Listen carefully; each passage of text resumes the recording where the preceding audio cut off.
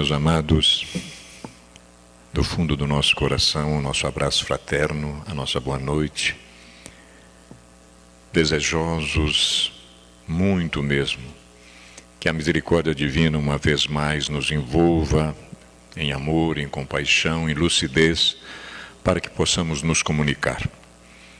Como temos consciência plena, o nosso tempo é muito escasso. Assim como estamos, partimos. Ninguém pode dizer que daqui a pouco vocês receberam uma notícia que o Vanim partiu para a espiritualidade. Altamente possível. Como também eu posso ver muitos dos nossos irmãos seguirem destino para a pátria espiritual.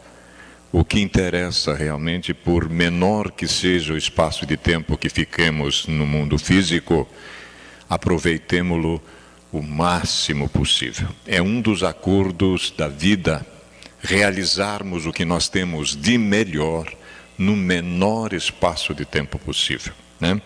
E é isso que nós temos que fazer. Então, como o nosso tempo urge, nós temos consciência plena disso, nós não podemos perdê-lo mais. Nem os senhores, nem nós que nos preparamos exatamente para compartilhar estas informações que vamos passar.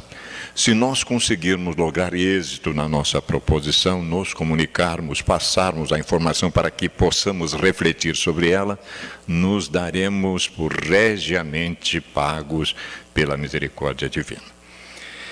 Nós vamos fazer uma viagem desde 1863, 1863 foi publicada a matéria na Revista Espírita, e depois vamos constatar exatamente essa profecia, entre aspas, esse projeto da espiritualidade, dos pontos que o Espiritismo ia atingir nesses 157 anos que estamos vivendo, né? E aí vamos ver também a conversa de um espírito amigo, agora em janeiro deste ano. Ele vai nos dizer as razões fundamentais do porquê que alguns daqueles pontos não foram atingidos. Foram feitas propostas, né? E as coisas não andaram conforme realmente se previu. Embora a clareza do projeto e das possibilidades que nós tínhamos de atingir, de realizarmos esse projeto, né? Então é disso que nós vamos ver. Eu espero que até meia-noite a gente resolva essa questão. Certo, doutor, querido Moacir Borghetti, né? Meu amigo, querido, está ali conosco. O Espiritismo, religião do futuro ou futuro das religiões, né?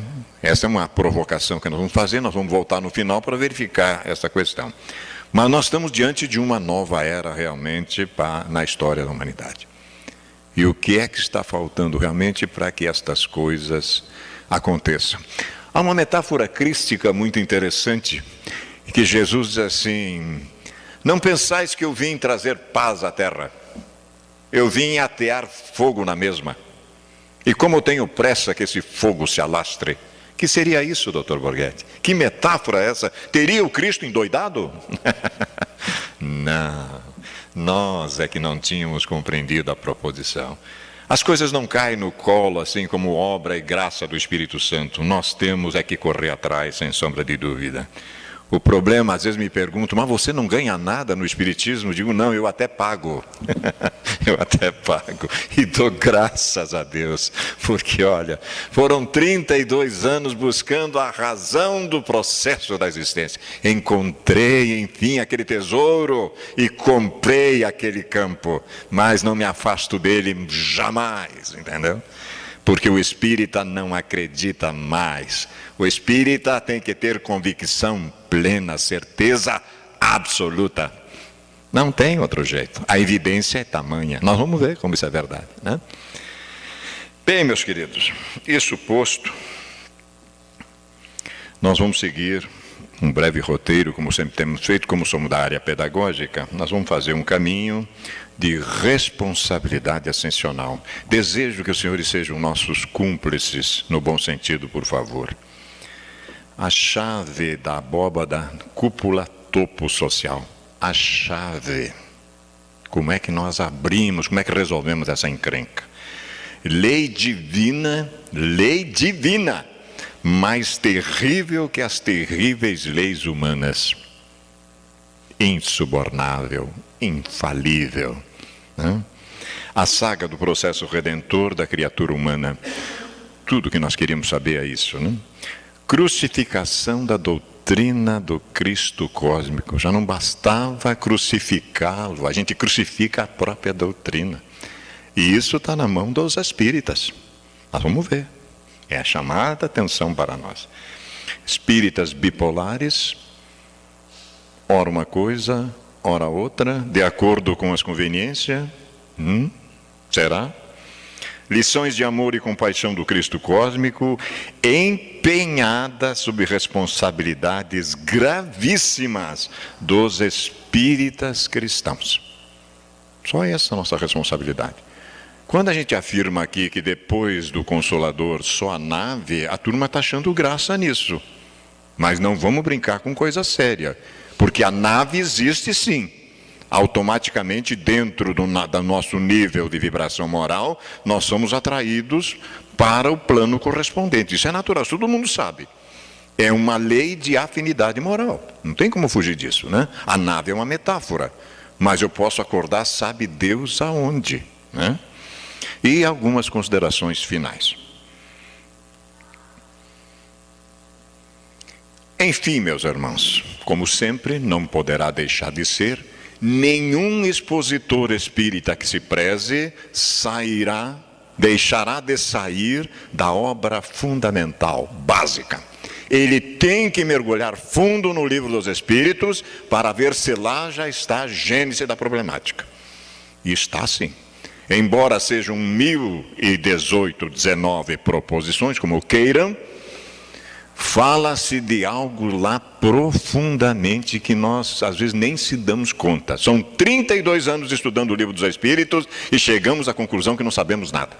Porque cada vez nos surpreendemos mais nas entrelinhas, né? Enfim, o Espiritismo se tornará crença comum ou ficará sendo partilhado como crença apenas por algumas pessoas? A nossa greia aqui. Mas, afinal de contas, o que ele quer dizer com crença comum? O mundo tomará conhecimento do Espiritismo ou não? Esse que é o problema. Vai se tornar espírita? Claro que não. Claro que não, não é essa a pretensão. Mas crença comum, sim. Ficar incrustado no conhecimento humano como uma opção para o ser humano, isso eu não tenho dúvida. Ontem, o senhor Divaldo Franco, já viram falar desse cidadão? Não. 86 anos, estava em Linz, na Áustria, falando para 10 pessoas. O senhor Divaldo Franco, quando ele fala para milhares de pessoas, não interessa o número, e sim a qualidade. E nós temos certeza que estamos diante aqui, sejamos nós encarnado ou desencarnado, diante de qualidade. Ah, a casa tem meia dúzia, não me interessa. O Evangelho manda dizer que a partir de 2 está valendo. 2 está valendo.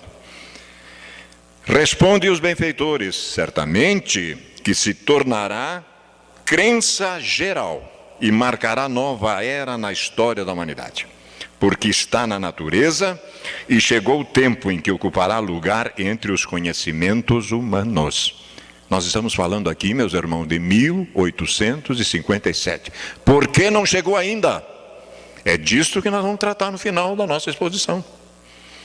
Terá, no entanto, que sustentar grandes lutas, mais contra o interesse do que contra a convicção, porquanto não há como dissimular a existência de pessoas interessadas em combatê-lo, e às vezes me dói que a gente vê isso dentro do movimento. O que mais me arrebenta o meu coração, mais o que é? É livre-arbítrio de cada um. Cada um de nós vai responder pelo processo, né?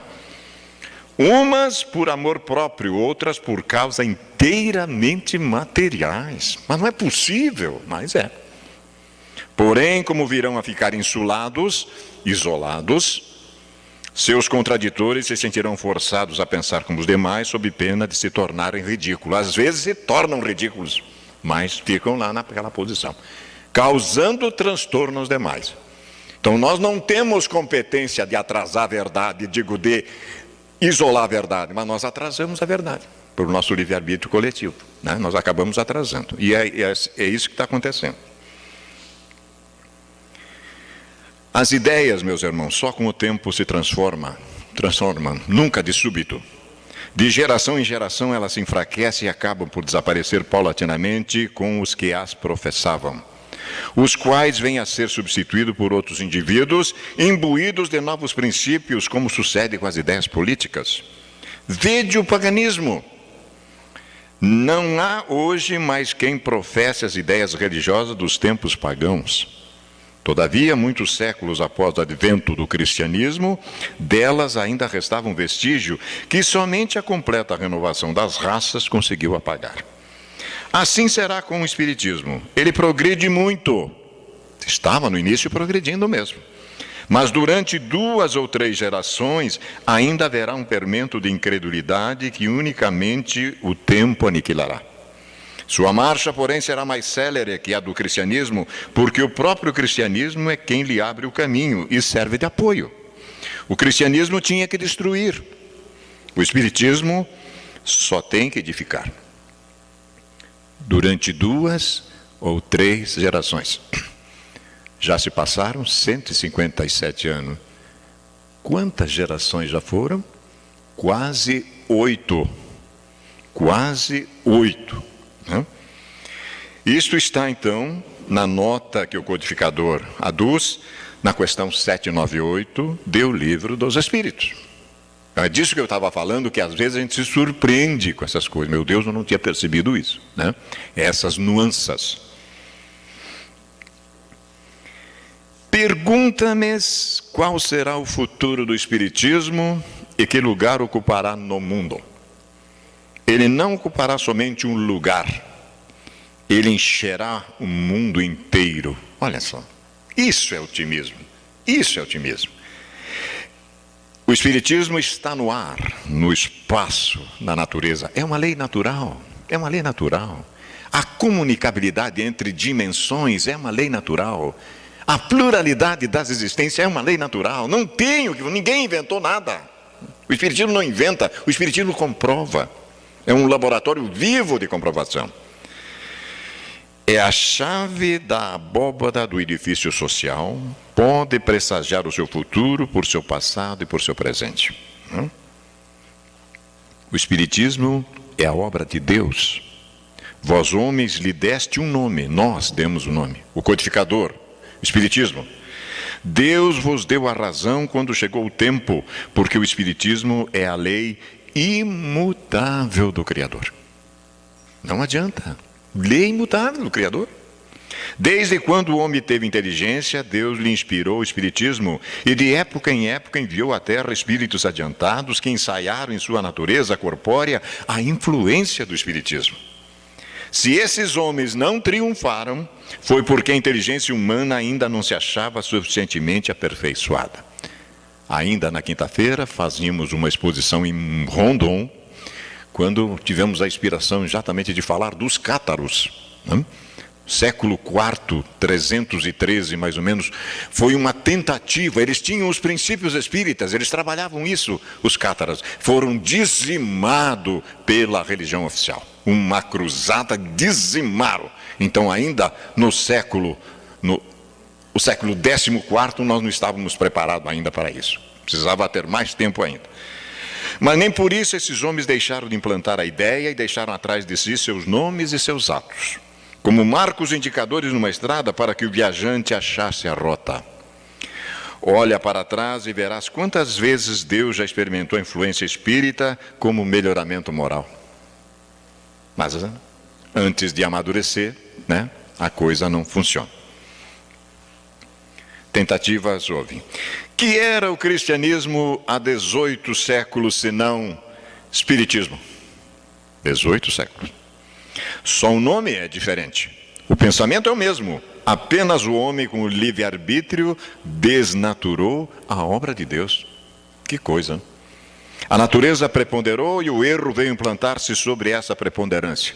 Depois o Espiritismo esforçou-se por germinar, mas o terreno era inculto e a semente partiu-se e feriu a fronte dos semeadores por Deus, encarregados de semeá-la. Com o tempo, a inteligência cresceu, o campo pôde ser lavrado, já que se aproxima a época que o terreno deve ser novamente semeado. Todos admitem que o Espiritismo se espalha. Até os mais incrédulos o compreendem, e se não o confessam, e se fecham os olhos, é que a luz ofuscante do Espiritismo os cega. Mas Deus protege a sua obra. Ele a sustenta com seu poderoso olhar. Ele a encoraja e em breve todos os povos serão espíritas. Veja o otimismo de quem está falando. Nós já vamos ver por quê.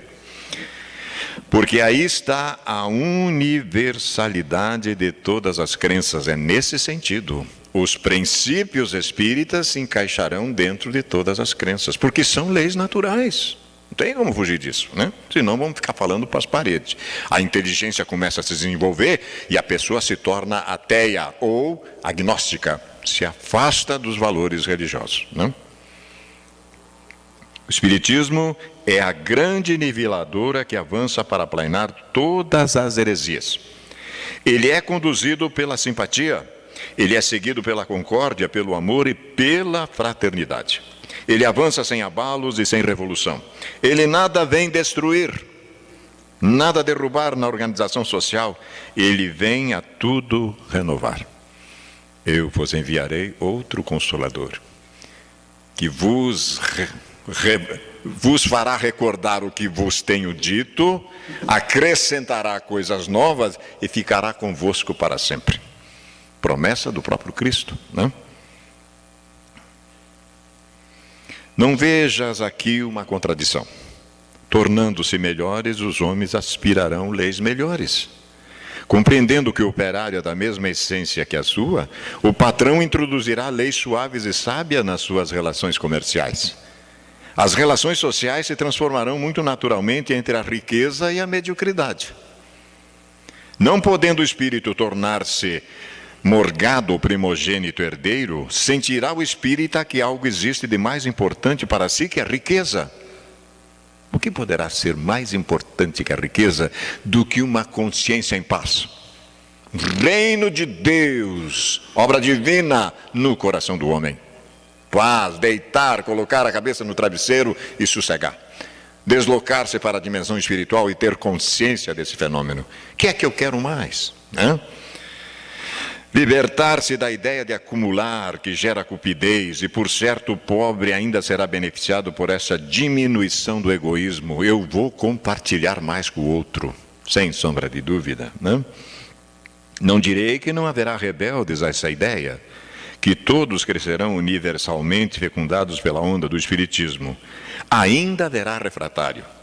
E anjos decaídos, pois os homens têm o livre-arbítrio, e posto não lhes faltem conselho, muitos deles, vendo apenas de seu acanhado ponto de vista, que restringe o horizonte da cupidez, não quererão render-se à evidência. Acabei de ver um documentário com o Raul Teixeira, onde ele diz, às vezes, meu irmão, nem a dor, tem que ser o abandono completo. Coisa muito triste, né? Pior para eles, lamentai-os, esclarecei-os, porque não sois juízes e só Deus lhes pode censurar a conduta. A razão de Jesus dizer, olha, não julga, porque senão você acaba se dando mal, né? Pelo futuro que te mostro para o Espiritismo, podes julgar da influência que ele exercerá sobre as massas. E será que nós estamos conseguindo isso? Como estáis organizado moralmente falando? Fizeste uma estatística de vossas qualidades e defeitos?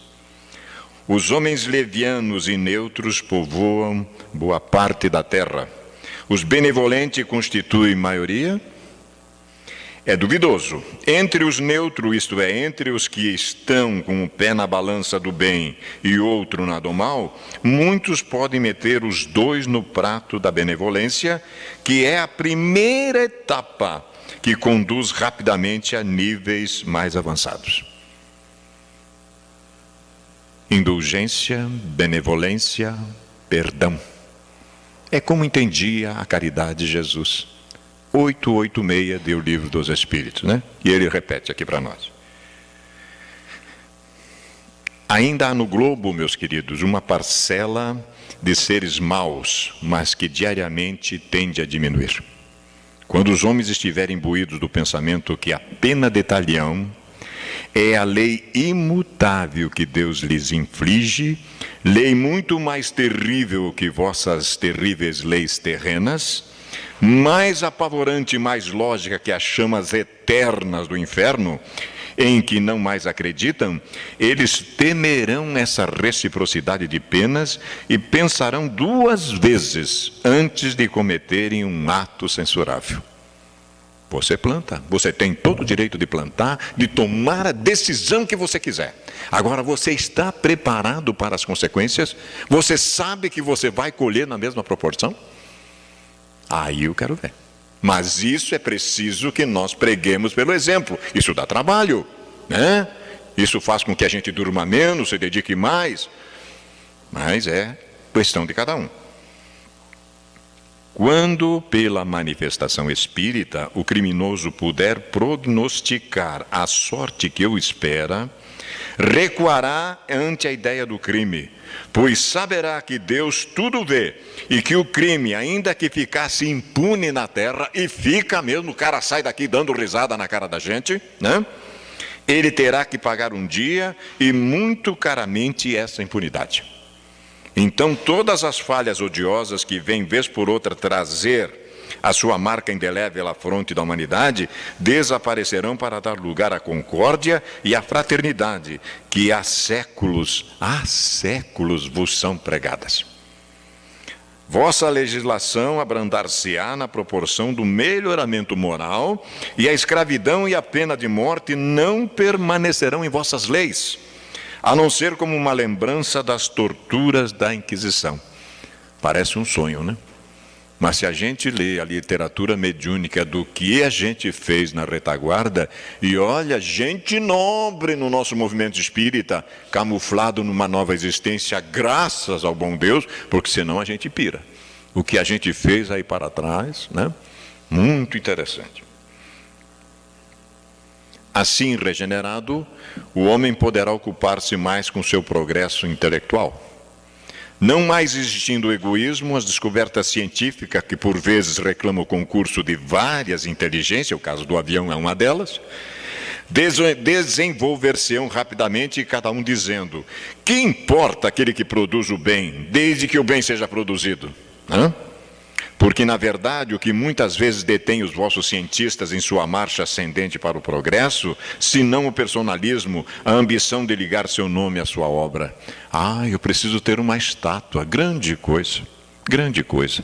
Depois eu reencarno e venho realmente lavar ali no pé da estátua, aquela coisa toda. Não sei o que eu estou fazendo aqui, eu não me livro daquela estátua.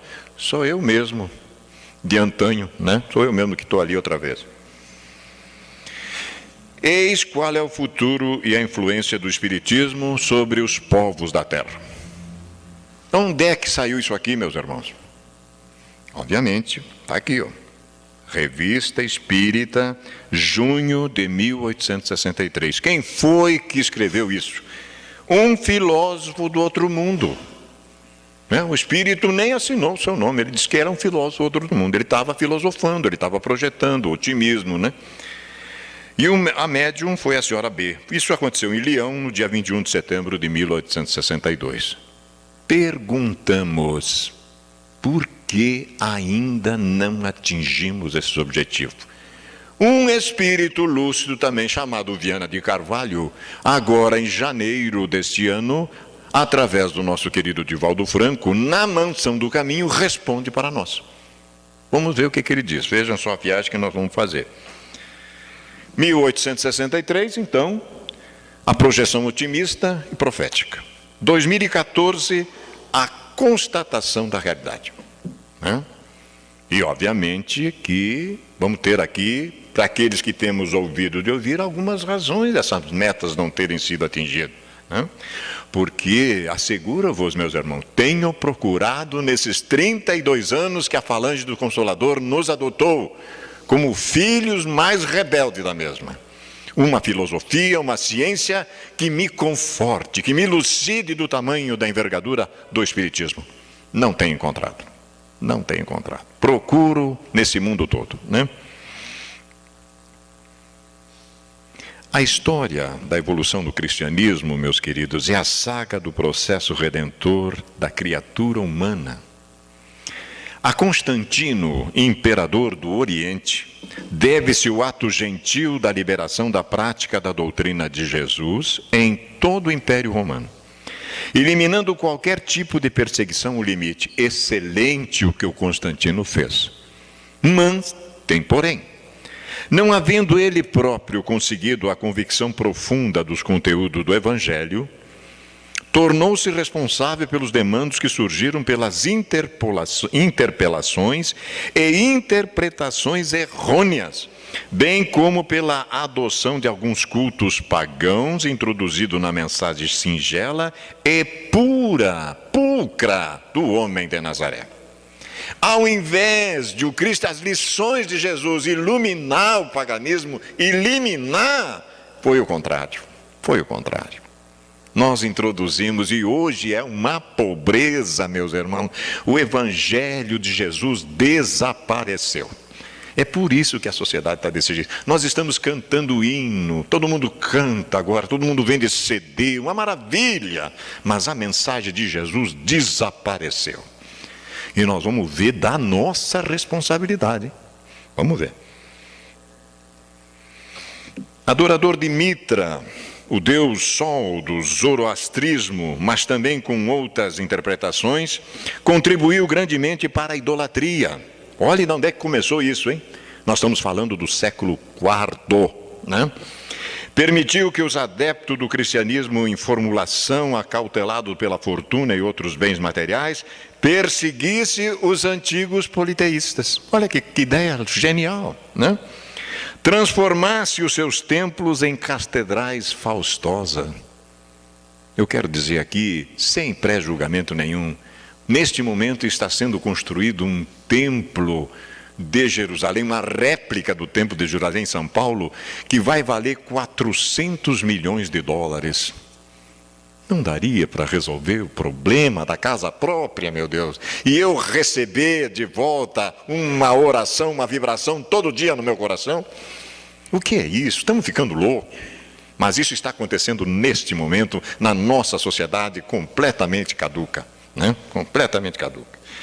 Demolindo as antigas construções, mandava erguer sobre elas com nova indumentária arquitetônica o santuário nos quais os adeptos de Jesus deveriam reunir-se, com o esquecimento das pregações diante do altar sublime da natureza, nas praias, nas estradas, nas montanhas de Israel. As raposas têm suas tocas, as aves têm seus ninhos. O filho do homem, o governador do planeta, sequer uma pedra para recostar a cabeça. Mas o que é isso? Onde é que se equivocou dessa maneira? Logo, contribuíram para que o imperador se transformasse no responsável pelo voto de Minerva, aquele que decide, né? Nos concílios, reuniões e discussões que se multiplicavam em abundância em atendimento às paixões dos líderes denominados bispos, nenhuma referência aos dias atuais, pelo amor de Deus, né? Presunçosos uns, ignorantes outros, que se acusavam reciprocamente de heresias, em adulteração desrespeitosa aos ensinos de Jesus. Exatamente. Por que será que ele está fazendo esse arrazoar? Nós já vamos chegar lá. Continua o benfeitor. Constantino também se tornou responsável pela substituição dos mártires, tornados santos nos altares de ouro e de mármore dos antigos templos, em lugar dos ídolos pagãos. Sua genitora, Helena, em viagem à Terra Santa, que vive num Deus nos acuda, está lá agora já, em conflito, hoje, agora, nesse momento, Terra Santa, né? Tornou-se responsável pela identificação da cruz em que morreu o Mestre, dos lugares em que ele e seus apóstolos viveram, mandando erguer catedrais majestosas, iniciando o culto a relíquias, às quais atribuía poderes miraculosos e curativos, criando pela rica imaginação identificações, algumas delas muito longe da legitimidade, né? Ainda no século IV, o Papa Dámaso convidou São Jerônimo para selecionar os textos considerados verdadeiros, canônicos, a cujo mistério patrístico aplicou 25 anos na Gruta de Belém, comparando-os cuidadosamente com outros conceitos bíblicos, o que resultou na elaboração da Vulgata Latina. Esses textos que nós temos agora, né? E que realmente eles são estéreis na maioria das vezes. Agora que nós temos a benfeitora Amélia Rodrigues, com suas 10 obras, nos esclarecendo disso. E o Evangelho passa a ter vida realmente, né? A essa coletânea deu-se o nome de estudos canônicos, legítimos, reconhecidos como verdadeiros pela Igreja de então. O cara passou 25 anos na Gruta de Belém, né? Se não tivesse inspiração lá, onde ia ter? As demais anotações mais tarde introduzidas por outros estudiosos no Novo Testamento, os deuterocanônicos, vêm sendo avaliadas através dos séculos, nos sucessivos concílios que trouxeram mais danos que esclarecimento em torno da palavra do Senhor, de Jesus. Diz que, possivelmente, num cálculo assim muito otimista, 25% do que Jesus falou, o resto foi todo por água abaixo. Neste mesmo século IV, disputavam entre si as autoridades imperiais e eclesiásticas, enquanto o bispo de Roma, Dámaso, permitia-se o luxo e a extravagância que o cargo lhe concedia, semelhando-se aos grandes generais e governantes das imensas metrópoles, muitíssimo distante do Rabi Galileu. Terrível, né? Roma exigia ser a capital cristã do mundo, sob a justificativa de que os apóstolos do mestre Pedro e a seguir Paulo elegeram-na para o holocausto das próprias vidas. E as missas que então eram celebradas sofreram a introdução dos cultos do Oriente, transformando o hábito singelo de orar em complicadas fórmulas, ora em grego, depois em latim, que as massas não podiam entender. E aí nós entramos naquela longa noite de desespero que vem durando quase 1500 anos, né? Posteriormente surgiram os grandes dissídios, tais como os ortodoxos, gregos, russos, que realizavam seus cultos dentro das tradições dos respectivos países, os coptas e outros mais complicados. Milão, que se tornara tão importante quanto Roma, tinha em Ambrósio seu líder máximo, que apaixonado desviara-se completamente, logo depois do culto ao Senhor, para o das imagens e para a venda de tudo quanto representasse a herança dos abençoados mártires, dando prosseguimento às alucinações da genitora de Constantino, que se atribuía o privilégio de haver encontrado, como já referido, a cruz em que Jesus morrera, com as palavras que lhe foram colocadas ironicamente pelos romanos em refinada zombaria ao Sinédrio. Logo depois, a mesma Helena atreveu-se a transformar alguns dos seus cravos e objeto de extravagância na coroa do filho, atribuindo-lhe proteção divina, o que dava lugar a superstições e desmandos acompanhados de falsificações e injúrias. Por isso que os reis eram divinos. Começou lá com a dona Helena. Cravos que massacraram o Cristo foram transformados na coroa do filho dela. E aí ele tinha proteção divina e começou essa tradição dos reis serem divinos. Cristãos nessa época passaram a matar pagãos. Veja que beleza. E quando Teodósio, mais tarde imperador de Roma, apresentou-se como cristão e desejou aplicar punições àqueles que cometeram hediondos crimes, Ambrósio exigiu-lhe retratação pública e humilhante para conceder-lhe o perdão. Encrenca entre eles. A doutrina do amor e da compaixão, da misericórdia e da bondade estava crucificada. Além do Cristo, a sua doutrina também. Esse mesmo Ambrósio, que conseguira converter Agostinho de Hipona em Milão, preocupava-se mais com detalhes e insignificâncias, considerando a virgindade feminina e masculina como fundamental como a conduta pulcra e sublime para a entrega a Deus, não havendo qualquer preocupação com o tormento mental e emocional dos clérigos e sacerdotes, assim como das viúvas, das jovens e dos rapazes que se dedicavam ao Senhor. E para bem consagrar o novo impositivo que se tornaria dogma dogma da religião nascente, introduziu o uso de indumentárias brancas e reluzentes, que significavam pureza, mesmo que o mundo interior fosse o sepulcro onde o cadáver das ansiedades pessoais descompunha-se. Uma coisa do lado de fora, sabe Deus como é que estava a encrenca aqui dentro. E aí começou isso, né? Jerônimo, por sua vez, deixou-se também arrebatar pela loucura do mesmo século e tornou-se terrível adversário da palavra de Jesus ao adulterá-la, fazendo com intercalações nefastas, intromissões que não se justificam e mistura dos conceitos pagãos com os cristãos para o logro da dominação imperial. Então, o mesmo cara que fez a tradução, depois fez essa loucura toda aí. O avanço do poder temporal deságua nas cruzadas, como nós já falamos dos cátaros, de rudes e perversas memórias, com os desastres e morte de centenas de milhares de vidas de ambos os lados, cristãos e muçulmanos, durante alguns séculos de horror para a defesa da sepultura vazia que ele deixara em Jerusalém. E aí a gente vê por que esse ódio entre as religiões agora, né? Até o século XVI, o tormento medieval estabelecido pelos denominados pais da igreja patrística corrompeu, desvitalizou e transformou a revolução sublime do evangelho em cruz e fogueira, em morte e degradação, em poder temporal e mentira. Novos tempos surgiram, porém, com Martinho Lutero e outros que não se submeteram às injunções poderosas do culto pagão. A reforma abriu espaço no estreito cubículo mental, no qual foi encarcerada a doutrina do mestre, e ventos novos sopraram para retirar o mofo acumulado e derrubar algumas muralhas segregacionistas.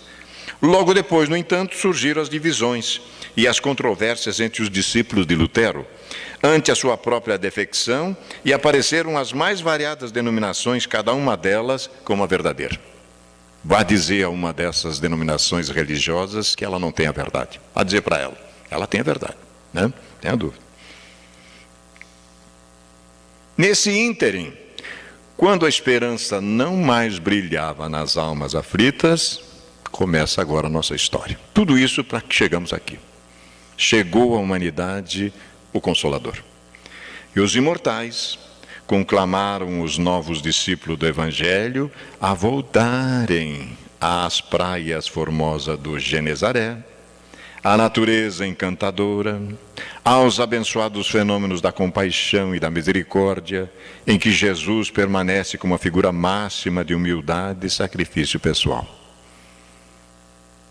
Investidas terríveis das hordas do mal, novamente dão-se a miúde para prejudicar a reabilitação da criatura humana e a renovação da sociedade como um todo. Vai ser assim fácil? Não, a gente sabe que não. Começam a surgir os primeiros disparates, os desrespeitos impositivos egotistas de alguns profitentes. O benfeitor está falando de nós, que elaboram e apresentam necessidades falsas para adaptações do pensamento espírita às paixões em predomínio, e surgem correntes de dissídio, as acusações recíprocas de lideranças, de médiuns, de instituições, iguais ao mesmo fenômeno do passado que se repete. Parece que a gente não aprende. E somos os mesmos. O que está acontecendo agora é a nossa chance derradeira. Porque se nós formos no Evangelho, nós vamos ver que Deus faz nesse momento para nós um apelo supremo através do Espiritismo. Um apelo supremo. Não? Espíritas cristãos, tende cuidado. O mundo, o século, são sedutores, fascinantes.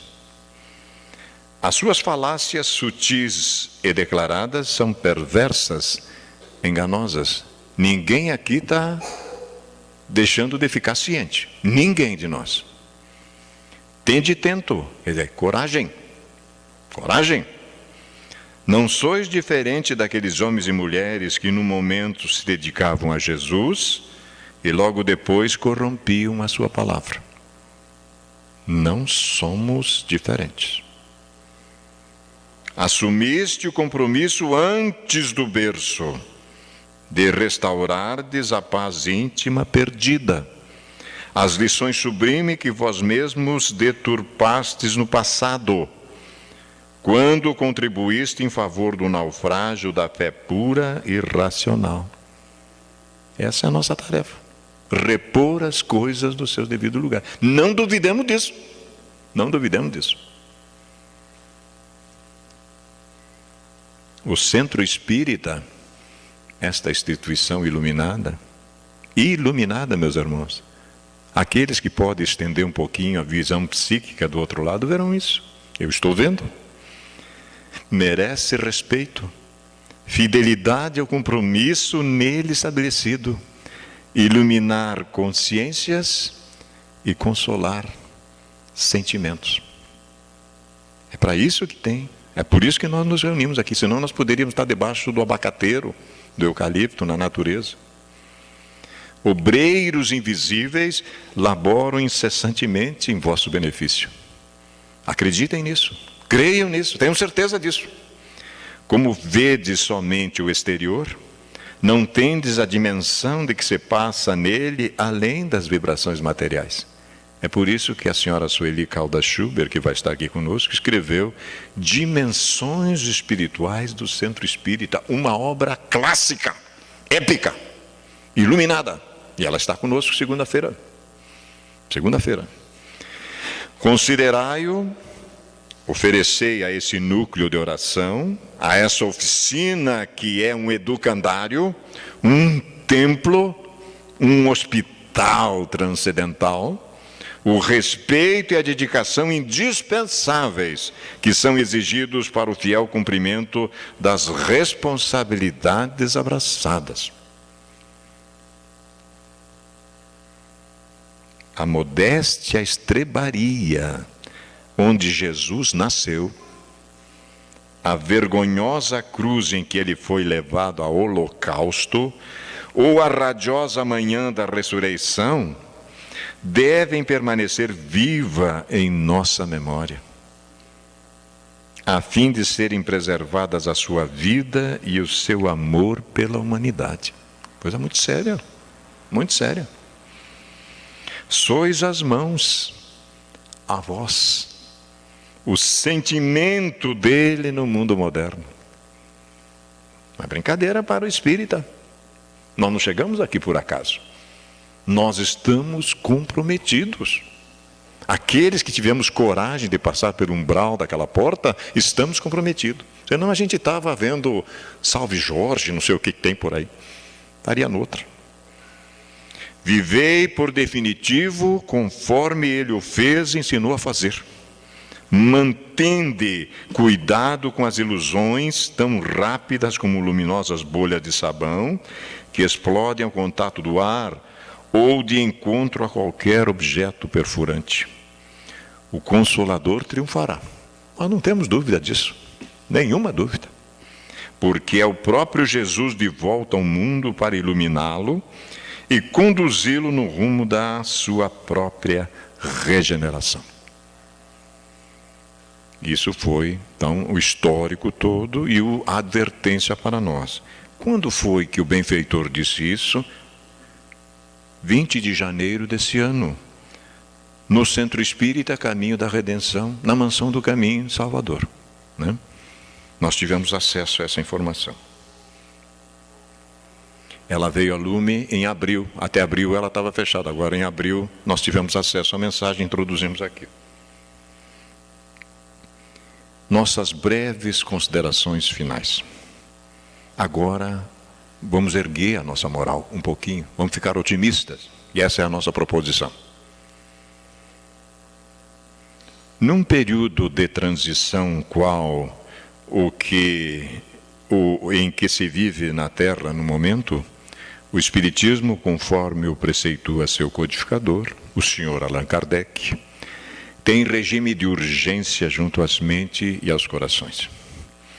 perfeitamente atual e necessariamente oportuna, a revelação dos Espíritos consoante apresenta Allan Kardec, e não quanto à nossa interpretação.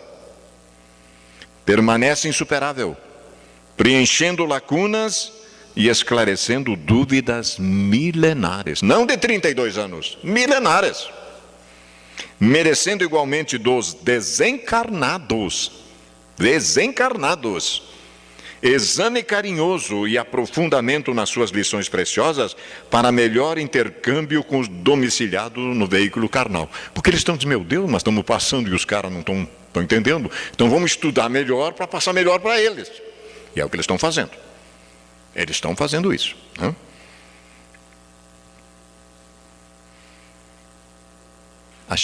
Fazemos um pequeno parêntese, achamos uma mensagem onde Jesus fala disso. Jesus fala disso. Obviamente que aos discípulos, mas nós estamos incluídos nisso, já que nos consideramos discípulos modernos. E sereis odiados por todos por causa do meu nome. Mas quem perseverar, suportar, permanecer firme até o fim, até a conclusão, salvar-se-á. Quando vos perseguirem nesta cidade, fugi para outra, pois de fato vos digo que não terminarei da cidade de Israel até que venha o Filho do Homem. Se ao senhor da casa chamar o Beelzebu, príncipe dos maus espíritos, quanto mais aos membros da casa dele. Noutra ocasião ele fala de se fazem isso ao lenho verde, que sou eu, o que não farão a vocês, que são galhos secos. Portanto, não os temais, pois nada há encoberto que não haverá de ser revelado, nem escondido que não haverá de ser conhecido. Será crença natural a doutrina espírita? Sim, não tenho dúvida nenhuma, mas nenhuma mesmo, né? Assim, todo aquele que se declarar, se confessar por mim diante dos homens, vejam só, eu também me declararei por ele diante do meu Pai que está nos céus. Mas quem me negar, me repudiar, me renunciar diante dos homens, também o negarei diante de meu Pai que está nos céus. Se alguém tem dúvida, Mateus 10, 17 a 33. Fecha parênteses. O cristianismo, meus irmãos, resistiu bravamente há 300 anos, enquanto perseguido e odiado. Até o momento que o imperador Constantino o vilipendiou no dia 13 de junho de 313, século IV, mediante o Édito de Milão, que o tornou tolerado em todo o Império Romano, descambando posteriormente para a religião do Estado, em esquecimento total às lições de Jesus, passando depois de perseguido a perseguidor. Mas pode uma coisa dessa? O Espiritismo acaba de completar o seu sesquicentenário de surgimento na Terra, e as mesmas nuvens borrascosas ameaçam no extermínio por invigilância de alguns de seus profitentes. Crime de lesa humanidade. Crime de lesa humanidade. É hora de estancar-se o passo na correria desenfreada em busca de ilusões, a fim de fazer-se uma análise mais profunda em torno da doutrina espírita e dos seus objetivos. Saindo-se das brilhantes teorias, é aqui o problema, para a prática. A vivência dos seus ensinamentos libertadores. Simonetti escreve recentemente um livro chamando o maior desafio. O maior desafio. Eu fui ver lá no prefácio, qual é o maior desafio? O espírita viver o que sabe. Esse é o nosso desafio. O espírita. Ele não se referia aos outros, a nós, né? Não é momento para escamotear-se a realidade, em face do anseio para conseguir-se, embora rapidamente o brilho momentâneo dos holofotes, como se blasona com certa mofa em relação aos que disputam as glórias terrestres. Menos competição e mais cooperação. Como é que isso aqui funciona? É por obra e graça do Espírito Santo? Ou eu preciso me apresentar para trabalhar também, para somar junto?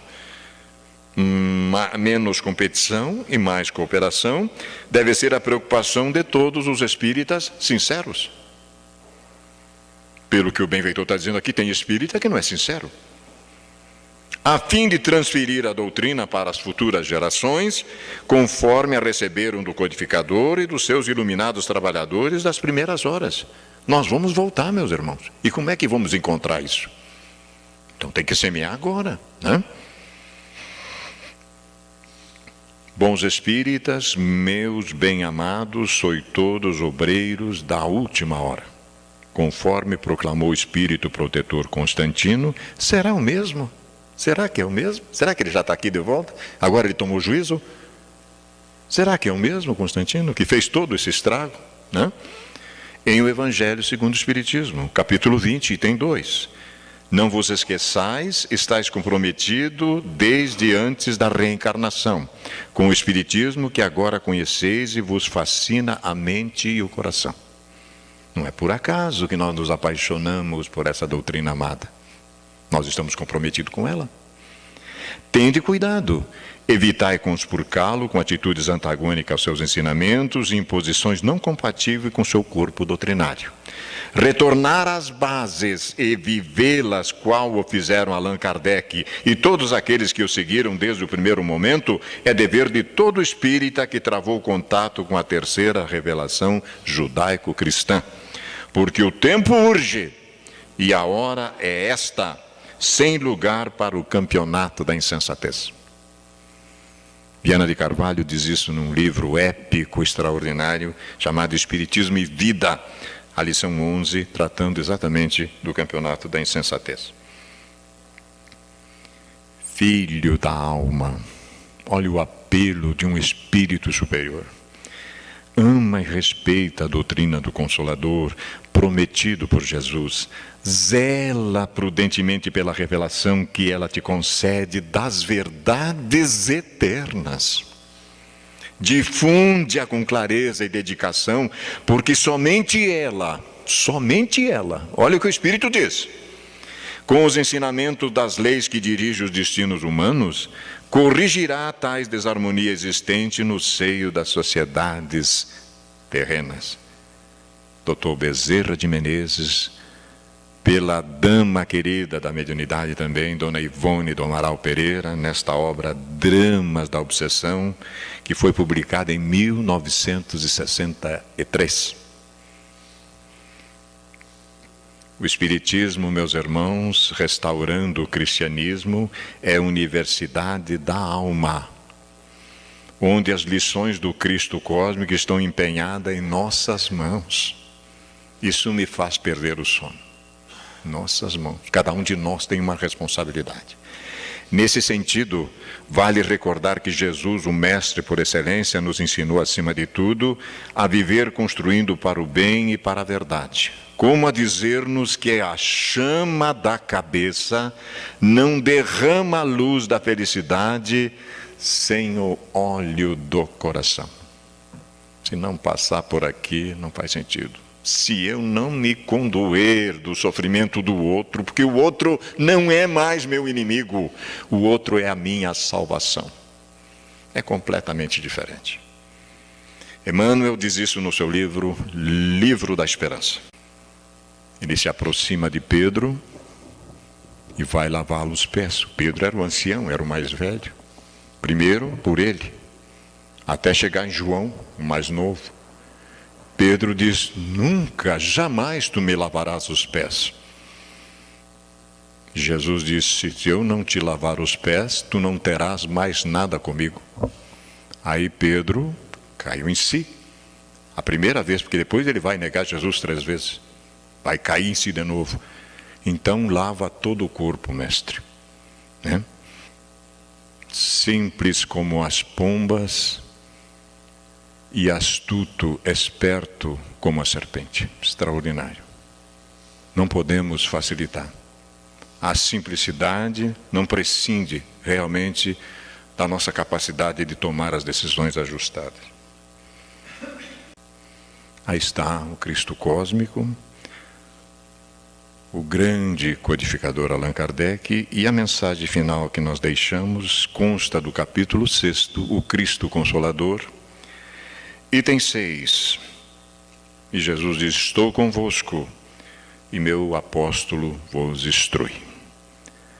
Imensamente gratos, meus queridos irmãos, pela tolerância, pela paciência da noite. Essa é a nossa singela contribuição para que reflexionemos nestas questões da nossa responsabilidade. Muita paz.